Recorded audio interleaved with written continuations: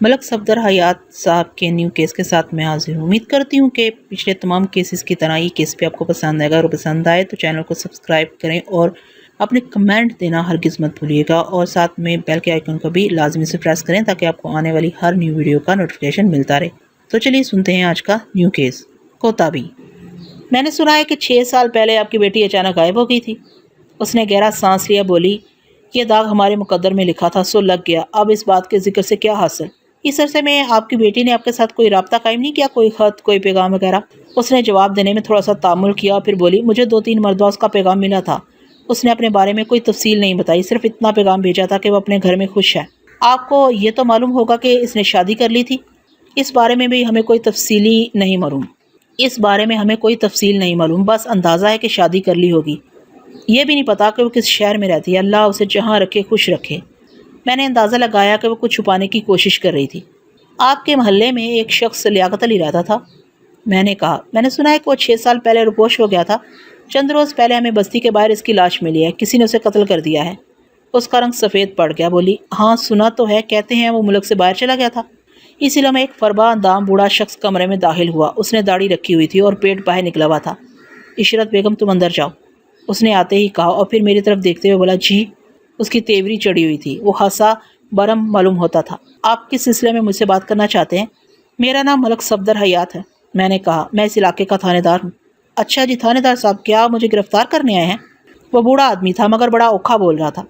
پہلے آپ اپنا تعارف تو کرائیں حاجی صاحب، میں نے سخت لہجے میں کہا۔ گرفتاری کی ضرورت پڑی تو گرفتار بھی کر لیں گے۔ میرا نام صدر الدین شاہ ہے، اس نے کہا۔ شاہ بھی ہیں آپ؟ میں نے اٹھتے ہوئے کہا، صرف شاہ ہیں یا سید بھی ہیں؟ آپ کام کی بات کریں جناب، ہم شاہ ہیں یا گدا، یہ ہمارا ذاتی معاملہ ہے۔ چونکہ اس نے ادب آداب کی پرواہ نہیں کی تھی، اس لیے میں نے بھی اسی انداز میں کہا، شاہ جی، میں نے سنا ہے کہ آپ کی بڑی بیٹی حمیرہ 6 سال پہلے گھر سے بھاگ گئی تھی۔ آج کل وہ کہاں ہوتی ہے؟ وہ ایک دم بھڑک کر بولا، سنبھل کر بات کریں تھانے دار صاحب، میں کسی حمیرہ کو نہیں جانتا، اس نام کی میری کوئی بیٹی نہیں ہے، سمجھے آپ؟ ہم عزت دار لوگ ہیں، ہماری کوئی بیٹی کبھی گھر سے نہیں بھاگی۔ شاہ جی، کیا آپ کے رشتہ دار اور آپ کے محلے والے اس بات کی تصدیق کریں گے کہ آپ کی کسی بیٹی کا نام حمیرہ نہیں ہے؟ مجھے کسی تصدیق کی ضرورت نہیں ہے، میں اپنے معاملات کو اچھی طرح سمجھتا ہوں۔ ہو سکتا ہے کہ آپ کو تصدیق کی ضرورت نہ ہو، لیکن قانون کو ضرورت ہے۔ آپ جائیں یہاں سے، وہ بگڑ کر بولا، اپنا قانون اپنے پاس ہی رکھیں۔ اچھی طرح سوچ لیں شاہ صاحب، میں نے دروازے کی طرف بڑھتے ہوئے کہا، آپ کو بعد میں افسوس کرنا پڑے گا۔ لیکن اس کلیجے میں کوئی تبدیلی نہیں آئی، میں خاموشی سے رخصت ہو گیا۔ اگلے روز میں نے لیاقت علی کے قتل کے سلسلے میں عدالت سے اس کے وارنٹ گرفتاری حاصل کیے اور ایک ASI کو 2 سپاہیوں کے ہمراہ اس کی گرفتاری کے لیے بھیج دیا۔ تقریباً 1 گھنٹے کے بعد وہ اسے گرفتار کر کے تھانے میں لے آئے۔ اس کا رنگ ہلدی ہو رہا تھا اور منہ سے بات نہیں نکل رہی تھی۔ میں نے ASI کو بناوٹی غصے سے کہا، میرباش، یہ حاجی صاحب تو بڑے عزت دار لوگ ہیں، تم انہیں کہاں سے پکڑ لائے ہو؟ کیوں جی، حاجی صاحب خیر تو ہے؟ ملک صاحب، مجھے تو کچھ پتہ نہیں ہے، صدر الدین شاہ ہکلا کر بولا، میں دکان پر بیٹھا کام کر رہا تھا، یہ آپ کے آدمی مجھے گرفتار کر کے یہاں لے آئے ہیں، آپ ہی نے بھیجا ہوگا انہیں۔ حاجی صاحب، ہم کیا اور ہماری اوقات کیا، ہم تو قانون کے بندے ہیں، آپ تو جانتے ہی ہیں کہ قانون بندوق سے نکلی ہوئی گولی کی طرح ہوتا ہے۔ جس طرح گولی کے راستے میں آنے والا چھلنی ہو جاتا ہے، اس طرح قانون کے راستے میں آنے والا بھی چھلنی ہو جاتا ہے۔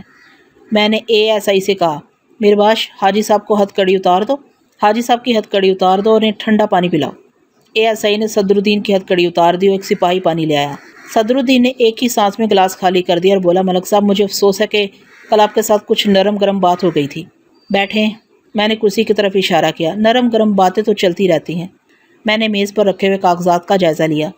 میں کل آپ کی بیٹی حمیرہ کی بات کر رہا تھا، میرا خیال ہے کہ آپ کو اس کے بارے میں یاد آ گیا ہوگا، 6 سال اتنا لمبا عرصہ بھی نہیں ہوتا۔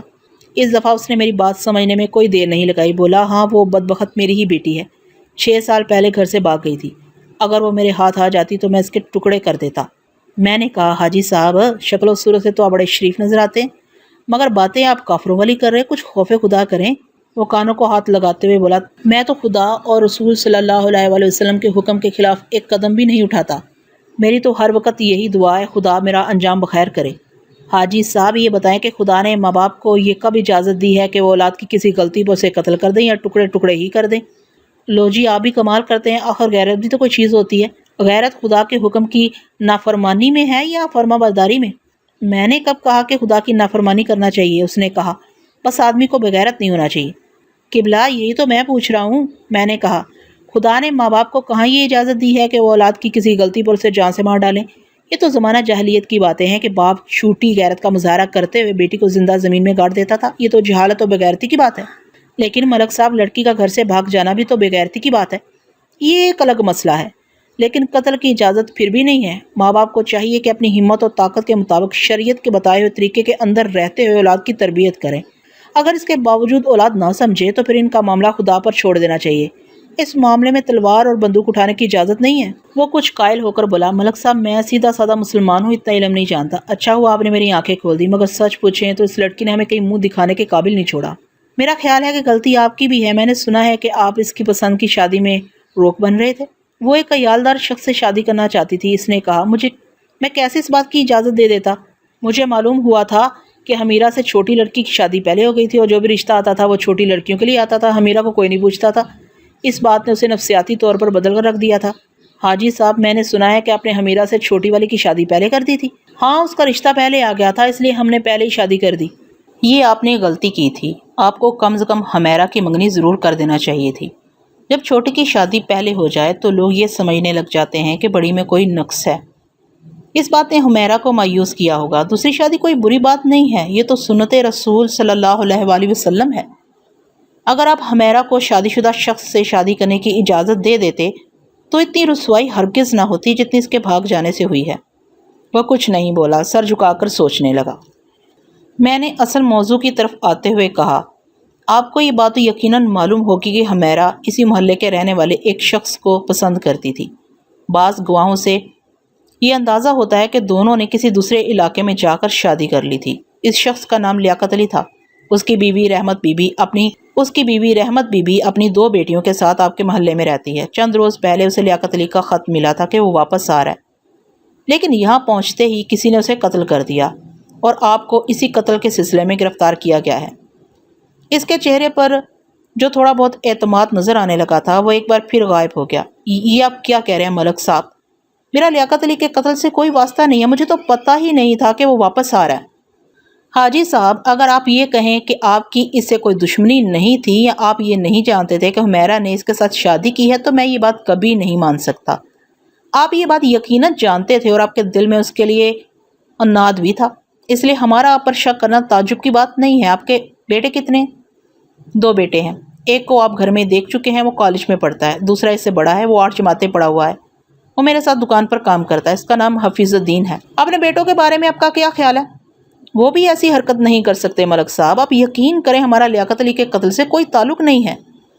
آپ کے خیال میں اس کی اور کس سے دشمنی ہو سکتی ہے؟ یہ تو جناب اللہ ہی بہتر جانے، آدمی کتنا ہی اچھا ہو اس کے 2-4 دشمن تو ہوتے ہی ہیں۔ کیا آپ کو اپنی بیٹی کا پتہ معلوم ہے؟ نہیں، مجھے کچھ معلوم نہیں، میں آج سے پہلے اس کا ذکر بھی سننا پسند نہیں کرتا تھا۔ وہ بول چال میں ذرا تیکھا تھا، مگر میں نے اندازہ لگایا کہ وہ جھوٹ نہیں بول رہا تھا۔ اگلے روز میں نے اس کے بیٹوں اور کئی اور لوگوں سے پوچھ گچھ کی، مگر کوئی سرا ہاتھ نہ آیا۔ دوپہر کے بعد میں دوبارہ رحمت بی بی کے گھر گیا۔ لیاقت علی کی لاش کے پاس جو سامان اور سوٹکیس ہمیں ملا تھا میں نے اسے بھی ساتھ رکھ لیا تھا، تاہم جوتوں کے خالی ڈبے اور ٹوپی دفتر میں رکھ لی تھی کیونکہ ان چیزوں پر دکانداروں کے پتے لکھے ہوئے تھے۔ اس مرتبہ میں نے رحمت بی بی کو دیکھا تو دنگ رہ گیا۔ وہ سخت اجڑی ہوئی حالت میں تھی اور اپنی عمر سے 10-12 سال بڑی لگ رہی تھی۔ میں نے لیاقت علی کا کپڑوں سے بھرا ہوا سوٹ کیس میز پر رکھ دیا اور اسے بتایا کہ یہ سوٹ کیس ہمیں لاش کے پاس پڑا ہوا ملا تھا۔ اس نے سوٹ کیس کھول کر دیکھا تو اس کی آنکھیں اشک بار ہو گئیں۔ اس کی بیٹیاں بھی اپنے باپ کے لائے ہوئے تحائف دیکھ کر رونے لگیں۔ میں نے انہیں بتا دیا کہ لیاقت علی کی ٹوپی میں نے تفتیش کے لیے اپنے پاس رکھی ہوئی ہے، تفتیش مکمل ہونے کے بعد ان کے حوالے کر دی جائے گی۔ جب اس کے آنسو تھمے تو کیا آپ صدر الدین شاہ کی بیٹی حمیرہ کو جانتی ہیں؟ ہاں، اچھی طرح جانتی ہوں، وہ دوپٹے سے آنسو پونچھتی ہوئی بولی۔ اس کا ہمارے گھر بہت آنا جانا تھا۔ اس کے علاوہ آپ اس کے بارے میں کیا جانتی ہیں؟ وہ کچھ عرصہ پہلے گھر سے بھاگ گئی تھی، اس کے بعد اس کا کچھ پتہ نہیں چلا، جس طرح آپ کے شوہر کا کچھ پتہ نہیں چلا تھا۔ اس نے حیرانی سے میری طرف دیکھا۔ جی کیا مطلب؟ میں نے سنا ہے کہ وہ آپ کے شوہر کے ساتھ بھاگی تھی اور دونوں نے لاہور جا کر شادی کر لی تھی۔ اس سیدھی سادی عورت کے چہرے پر حیرت اتر آئی۔ اسے اپنے شوہر کی کاریگری کا کچھ پتہ ہی نہیں تھا۔ لیاقت نے آپ سے دوسری شادی کی اجازت مانگی تھی؟ میں نے پوچھا۔ وہ تامل کرتے ہوئے بولی، ایسی کچھ بات انہوں نے کی تو تھی اور آپ نے انہیں دوسری شادی کی اجازت نہیں دی تھی۔ میں ان کی برائی نہیں کرنا چاہتی، مگر سچی بات یہ ہے کہ وہ ہر خوبصورت لڑکی کو دیکھ کر ڈاواڈول ہو جاتے تھے۔ اگر آپ انہیں دوسری شادی کی اجازت دے دیتی تو آج صورتحال بہت مختلف ہوتی۔ میں نے کہا یہ بتائیں کہ لیاقت نے کبھی اپنے کسی دشمن کا ذکر بھی کیا تھا، کسی ایسے شخص کا ذکر جس سے انہیں جان کا خطرہ ہو؟ میں ایسے کسی شخص کو نہیں جانتی، اس نے جواب دیا۔ چھوٹے موٹے جھگڑے تو ہر جگہ ہو جاتے ہیں۔ چند روز کے بعد میں نے ایک ASI کو ساتھ لیا اور اپنے علاقے کے SP کی اجازت سے لاہور پہنچ گیا۔ میں نے پولیس ہیڈ آفس اور متعلقہ تھانے کو اپنے کام سے مطلع کیا اور ایک روز آرام کرنے کے بعد اگلے روز کام شروع کر دیا۔ سب سے پہلے ہم جوتوں کی دکان پر گئے۔ دکان کے مالک اور سیلز مین نے اس بات کی تصدیق کی کہ جوتے انہی کی دکان سے خریدے گئے تھے۔ سیلز مین کو لیاقت علی کا حلیہ بھی کچھ یاد تھا، لیکن اسے یہ معلوم نہیں تھا کہ لیاقت علی کہاں رہتا تھا اور کیا کام کرتا تھا۔ اس کے بعد ہم پرانی انارکلی پہنچے اور پوچھتے پاچھتے نواب سنس کیپ میکرز کی دکان پر پہنچ گئے۔ خاصی سجی ہوئی دکان تھی۔ پچھلے حصے میں چند کاریگر ٹوپیاں بنا رہے تھے، شوکیس میں ہیٹ بھی رکھے تھے۔ ایک شخص جس نے ململ کا کرتا پہن رکھا تھا جلدی سے ہماری طرف متوجہ ہوا اور پوچھا کہ ہمیں کس قسم کی ٹوپی چاہیے۔ میں نے اپنا تعارف کرانے کے بعد کہا، میں ایک تفتیش کے سلسلے میں آپ کے پاس آیا ہوں۔ وہ مجھے اندر لے گیا اور بیٹھنے کے لیے کرسی پیش کی۔ وہ دکان کے مالک نواب دین کا بیٹا تھا اور اس کا نام غالباً فضل دین تھا۔ عمر اس کی 35 اور 40 کے درمیان تھی۔ میں نے اسے کپڑے میں لپٹی ہوئی ٹوپی نکال کر دکھائی اور کہا کہ یہ ٹوپی آپ کی دکان سے خریدی گئی تھی۔ خریدار کا نام لیاقت علی تھا، مجھے اس کا پتہ چاہیے۔ اس نے ٹوپی میرے ہاتھ سے لے لی اور سرسری نظر سے اس کا جائزہ لیا، پھر پچھلے حصے میں بیٹھے ہوئے کاریگروں کی طرف منہ کر کے آواز لگائی، خادم حسین ذرا ادھر آنا۔ خادم حسین ایک بوڑھا شخص تھا۔ وہ ایک ٹوپی سانچے پر چڑھائے اس کی سلائی کر رہا تھا۔ اس کا چشمہ ناک کے اوپر ٹکا ہوا تھا۔ اس نے چشمے کے اوپر سے ہماری طرف دیکھا، سامان ایک طرف رکھا اور اٹھ کر کمر سیدھی کرنے کی کوشش کرنے لگا، لیکن پوری طرح کامیاب نہ ہو سکا۔ اس نے ایک ہاتھ کمر پر رکھا اور ہمارے قریب پہنچ گیا۔ خادم حسین ذرا یہ ٹوپی دیکھنا، فضل دین نے کہا۔ میرا خیال ہے کہ یہ آرڈر پر تیار کی گئی تھی۔ خادم حسین نے ٹوپی ہاتھ میں لیتے ہی فیصلہ سنا دیا، جی ہاں، یہ آرڈر پر بنائی گئی تھی، یہ میرے ہاتھ کی بنی ہوئی ہے۔ کیا اس میں کوئی خرابی نکل آئی ہے؟ خادم حسین، کبھی تمہارے ہاتھ کی بنی ہوئی ٹوپی میں بھی خرابی نکلی ہے؟ فضل دین نے کہا، پھر اس کی تعریف کرتے ہوئے بولا، ملک صاحب، خادم حسین کو اس کام میں 40 سال ہو گئے ہیں۔ اس سے بہتر کاریگر میں نے آج تک نہیں دیکھا۔ یہ سڑک پر چلتے ہوئے آدمی کے سر کا ناپ بتا سکتا ہے اور یہ بھی بتا سکتا ہے کہ کس سر کے لیے کس سٹائل کی ٹوپی موزوں رہے گی۔ بہت خوب، اگر میں نے کبھی آرڈر پر ٹوپی بنوانے کا فیصلہ کیا تو استاد خادم حسین کا نام یاد رکھوں گا۔ خادم حسین، فی الحال میں یہ جاننا چاہتا ہوں کہ جس شخص نے یہ ٹوپی بنوائی تھی اس کا کچھ پتہ ہے؟ اس کا پتہ کیا ہے؟ جناب، یہ ٹوپی شوکت علی نے بنوائی تھی، خادم حسین نے کہا۔ مجھے اس کا پتہ تو معلوم نہیں ہے، مگر میں نے اس کا گھر دیکھا ہوا ہے، ادھر پرانی انارکلی میں ہی رہتا ہے۔ میں نے اسے لیاقت علی کی تصویر دکھائی اور کہا، لیکن ہمیں یہ ٹوپی اس شخص کے پاس سے ملی ہے۔ تصویر دیکھ کر اسے دھچکا سا لگا اور وہ بولا، اسے کیا ہوا ہے؟ اسے کسی نے قتل کر دیا ہے۔ میں نے کہا، اس کا نام لیاقت علی ہے۔ او میرے خدا! خادم حسین کے چہرے پر افسردگی نظر آنے لگی۔ جناب، یہ شوکت علی ہے، چند ہفتے پہلے مجھے ملا تھا، بڑا زندہ دل اور خوش اخلاق شخص تھا۔ اللہ، زندگی کا کچھ بھروسہ نہیں ہے۔ کیا ہوا تھا؟ کیا کوئی دشمنی تھی؟ خادم حسین، کیا تمہیں یقین ہے کہ اس شخص کا نام شوکت علی تھا؟ میں اسے اچھی طرح جانتا ہوں ملک صاحب، یہ جائیداد کا کام کرتا تھا۔ مجھے خیال آیا ہو سکتا ہے کہ لیاقت علی نے اپنا نام تبدیل کر لیا ہو۔ میں نے استاد خادم حسین کو ساتھ لیا اور اس کے ہمراہ لیاقت علی یا شوکت علی کے گھر پہنچ گیا۔ نیچے دکانیں تھیں، اوپر گھر تھا۔ خادم حسین مجھے دروازہ دکھا کر واپس چلا گیا۔ ASI کو میں نے نیچے انتظار کرنے کے لیے کہا اور اوپر جا کر دروازے پر دستک دی۔ دروازہ کھلا ہوا تھا۔ ایک 4-5 سالہ بچی دروازے پر آئی اور بولی، آپ کون ہیں؟ میں نے پوچھا، ابو ہیں گھر میں؟ وہ مٹک کر بولی، ابو تو نہیں ہیں، امی ہیں۔ بڑی بھولی بھالی بچی تھی۔ میں نے پوچھا، ابو کہاں ہیں؟ آپ کو نہیں پتا؟ اس نے بھولے پن سے کہا، وہ تو چلے بھی گئے، ان کی امی سے لڑائی ہو گئی تھی۔ یہ ایک بھولی بھالی بچی کی سادہ سی بات تھی، لیکن تفتیش کے اعتبار سے بہت اہم تھی۔ میں نے بچی سے کہا، جاؤ امی کو لاؤ۔ اتنے میں ایک عورت ہاتھ میں چھری پکڑے ہوئے دروازے کے سامنے آئی۔ اس کے بال بکھرے ہوئے تھے اور دوپٹہ گلے میں لٹک رہا تھا۔ عمر اس کی 30 سال کے لگ بھگ معلوم ہوتی تھی۔ شاید وہ باورچی خانے سے سبزی کاٹتے ہوئے اٹھ کر آ گئی تھی۔ مجھے دیکھ کر دروازے کی اوٹ میں ہو گئی۔ جی، آپ کو کس سے ملنا ہے؟ اس نے پوچھا۔ بیوی، تمہارا نام حمیرہ ہے؟ میں نے پوچھا۔ جی، میرا یہی نام ہے، وہ تامل کرتے ہوئے بولی۔ آپ کہاں سے آئے ہیں؟ میں تمہارے شوہر کے بارے میں کوئی اچھی خبر نہیں لایا۔ میں مر گئی، اس نے گھبرا کر کہا۔ کیا ہوا ہے انہیں؟ کیا یہاں کوئی بیٹھنے کی جگہ نہیں ہے؟ وہ مجھے اندر ڈرائنگ روم میں لے گئی۔ کمرہ چھوٹا تھا مگر خوب سجا ہوا تھا۔ حمیرہ بی بی، میں تمہارے شوہر کو لیاقت علی کے نام سے جانتا ہوں، لیکن یہاں آ کر مجھے پتہ چلا کہ وہ شوکت علی کے نام سے یہاں رہتا تھا۔ کیا اس نے نام تبدیل کر لیا تھا؟ جی ہاں، کچھ ایسی ہی بات تھی۔ لیاقت نے یہاں آ کر نام تبدیل کر لیا تھا۔ وہ کہاں ہیں؟ انہیں کسی نے قتل کر دیا ہے۔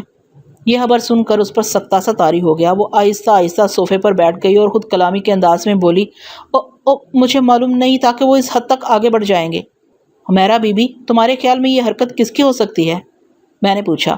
اس نے حالی نظروں سے میری طرف دیکھا، پھر بولی، یہ واقعہ کب پیش آیا ہے؟ اس مہینے کی 13 تاریخ کو، میں نے جواب دیا۔ ابھی تک اس کی آنکھوں سے ایک بھی آنسو نہیں ٹپکا تھا۔ وہ ان لوگوں میں سے معلوم ہوتی تھی جنہیں بہت تاخیر سے صدمہ پہنچتا ہے۔ میں نے اسے لیاقت علی کے قتل کی تفصیل بتائی، پھر اپنا تعارف کرایا۔